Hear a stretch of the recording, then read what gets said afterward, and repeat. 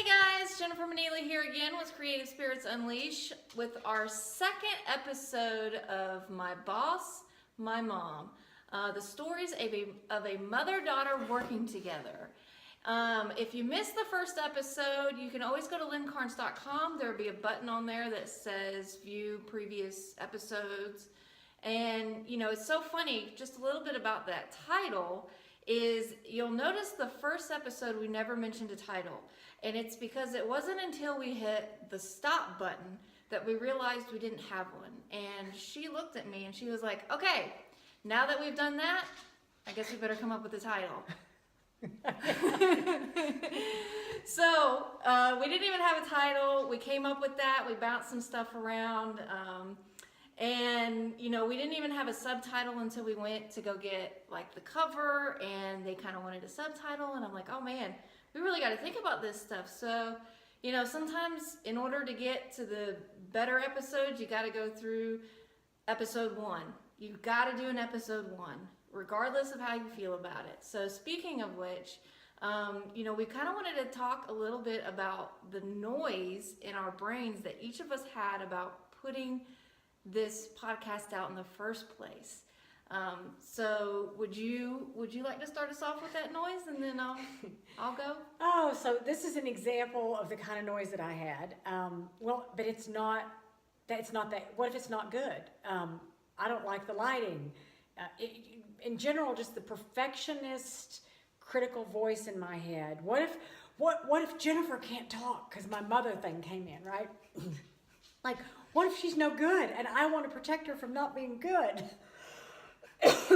See, it gets you choked up. So it was a really interesting thing to watch and then just say, all right, well, I'm not paying attention to that. So that's our dog over there thinking that it's time for her to go out. Why don't you just come meet everybody? Come here and say hi. See, this is Zena. See, look right there. Say hi. Okay, now go away. Okay, go lay down.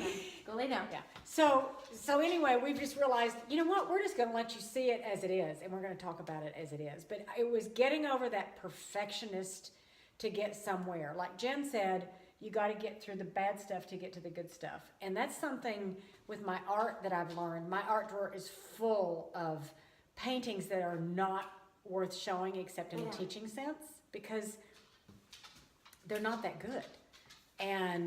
But I had to get through those to get to some really good ones. And that's kind of how we see this. So this is episode 2. We're hoping to get through this one so we can get to something that's even better. Yeah, so, and I had quite a bit of noise myself is what I realized that moment in which I hit to upload that video, I got really kind of intimidated, because as soon as it is unleashed onto the world, you almost open yourself up for criticisms and judgments. And you know, as soon as I hit the stop button and I go back to hit replay, I immediately said, well, maybe I don't actually want to go and watch these videos that we do. Maybe it would be better for my own insecurities if I don't go see what I just did. Maybe I didn't like the way that I sounded. Maybe, you know, somebody looks at me, and people are mean, especially when it comes to the internet, and you have just, you know, a lot of mean people out there, and I was afraid we were going to get a lot of criticisms. And you know, and then I went into the what if nobody likes it?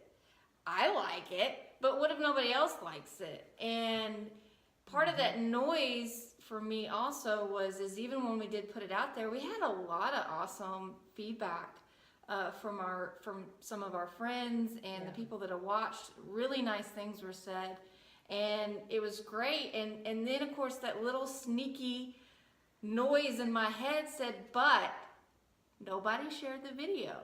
What does that mean? Yeah. You know, and we didn't get as many views. I didn't expect it to go viral or anything, but we didn't get as many views as I thought we would, or I don't even really know if I had any expectations, but a lot of insecurities really came up. And so I had to be willing to face that stuff if we wanted to keep going, that in order to keep putting out, which I know, and I think Lynn knows, that us putting our stuff out here is important for us, because we really want to share our message of what it's like not only working together, but also what it's like for other people to have their own set of insecurities and noise and watch somebody go through all of that stuff and how we get through that. Because we have it. We have it with each other. You know, we have it with our work. We have it with our personal life. We have it. And so we just wanted to be really vocal about that stuff. And so, you know, the next story that we want to talk about with you guys is some of that noise coming up, and then what it was like on the day that I had to walk out of the room at least twice because she had just come in quite an interesting state of mind. Well, can I defend myself here? I guess Can I explain myself, please? I mean, explain away, please. Yeah, no, actually, it was interesting because what I did was I broke every rule of what I know better than to do, and it boils down to not setting context. So, and it was because I made all kinds of assumptions about where we are in our state of working together, because we have a tradition of meeting every week. We plan out the week. We start with a little chit chat, a little bit of small talk, catch up. How was your evening? Whatever. You know, then we sort of set context, lay out the day, say, here's our intention for the day. And if you really want to get to what noise was happening in my head, I came in thinking, you know, we've done this enough. We've worked together long enough. She should know everything that's on the list, and I had forgotten to do something that we needed to do the day before, so I said we're going to go do that instead of right now instead of anything we were supposed to do, and I just kind of sat down and announced it. Now think about it. How many times does that happen to you in your work? I can think of dozens of times when I would walk into a meeting and expect one thing and get another. No context, no setting conditions or anything. But I thought I could shortcut the process. I thought that context setting at this stage was wasted time, not that important. Let's just get this task done and then we can get to work. 3 hours later, the task had been done, but no other work got done because I'll let Jennifer describe to you what it was like on her experience. I'm over here going, what's happening? I don't even know what's going on because I had no idea what that would do to her. Well, it's funny because she says that she had no idea what was going on, and that's exactly the same thing that I felt like was happening in my head, where I'm sitting here looking at her going, what is happening right now? Exactly. You know, we were very aware that we were going down kind of a bad road, and neither one of us knew why we were going down this bad road. I'm sitting here thinking about the things that she's talking about. I was like, well, yeah, I mean, we were going to kind of go through all of this stuff. Why are you so upset? Right. You know, and I think at one point, so I had spent, and this was, you know, a couple of months prior, I had spent some time getting like a wireframe for an ebook we were getting ready to put out. And so that work was actually already done, and it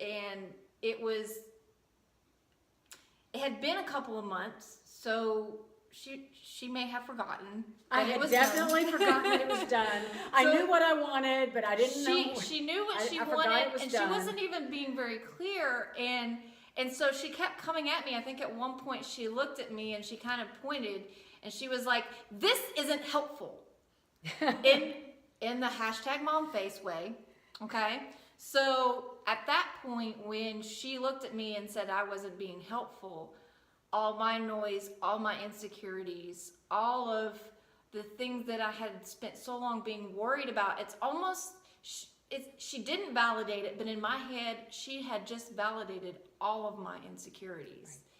Right. And that was like, oh, what now? I was like, before I say anything, because I can be mean, and I can get all rageful, but before we start going down this road, I think I need to walk outside and go calm myself down and get back into logic and kind of try to brush off that, you know, those feelings of when she looks at me and says that this is not helpful.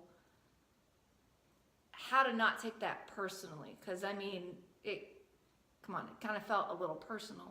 But I knew I wanted to get work done. So I didn't want to spend time worrying about our stuff right now. So I came back in the room and we tried to sit down and start talking about it. And I think, you know, for a little while we kind of kept going down this road of, we spent a lot of time, like 3 or 4 hours, trying to just hash out what's not personal. And finally she remembered, you know, I resent her the thing that she wanted all along, that she was getting upset that she didn't have, you know. And she goes, oh yeah, I remember this. And I'm like, yeah. So the whole day, I don't know, it was a pretty raw and emotional day, but we really made a conscious effort to sit down and hash everything out. It was pretty messy. That was, like I said, I walked out of the room twice because she kept, it's not that she was yelling at me, but her voice tends to go up a couple of octaves, which to me is yelling. And to her, she's just talking. But I will say this, I'm talking from like fear. And what happened is she kept saying, we've got that laid out, we've got a plan. I had completely forgotten about this beautiful plan she had laid out. And this was our first time to put out an ebook. I didn't at that stage know anything about how you put it out, how you create signups, all of those kind of things. It was a similar noise to what we were having about putting this out. And the noise that was happening in the back of my mind was, she can't help me, this is too risky, you know. And of course it's the mother-daughter thing. So I remember her as a 3-year-old. Well, as a 3-year-old, she wouldn't have been able to help me, but she's a 35-year-old today, and she's incredibly competent, if I will remember that.